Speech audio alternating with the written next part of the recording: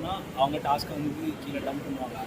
அதுக்கப்புறம் வந்து அவங்க ப்ரெஷரை நம்ம கிட்ட காட்டுவாங்க. அது இன்னும் அப்படியே உள்ட்டா நமக்கு இன்னும் கடுப்பாக இருக்கணும் அப்படின்னு நம்ம இன்னும் கிட்ட பேசலாம்.